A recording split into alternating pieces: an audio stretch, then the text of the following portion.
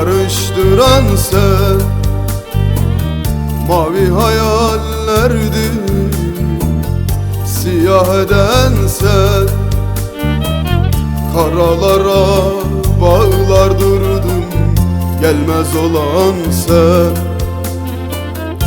İçime attım dersleri, bitmez olan sen.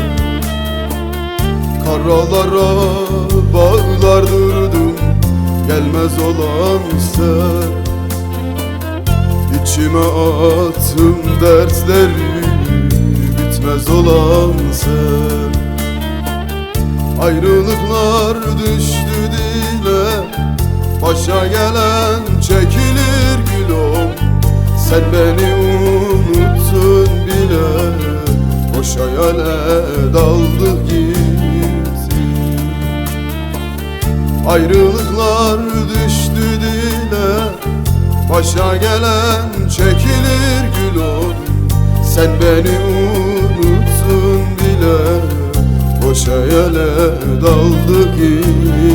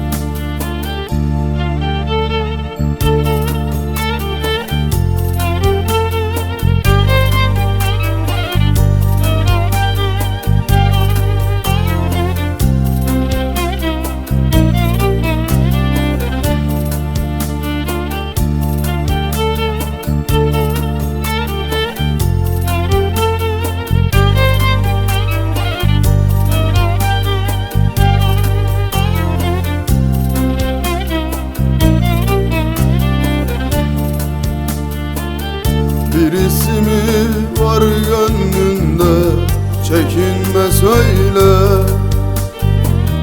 Nasıl olsa alıştım ben terk edişlere. Yanımda bir dostum var, bir de mahşere. Seni yazdım bu şehrin her köşesine. Yanımda bir dostum var, bir de mahşere. Seni yazdım bu şehrin her köşesine. Ayrılıklar düştü dile, başa gelen çekilir gülüm.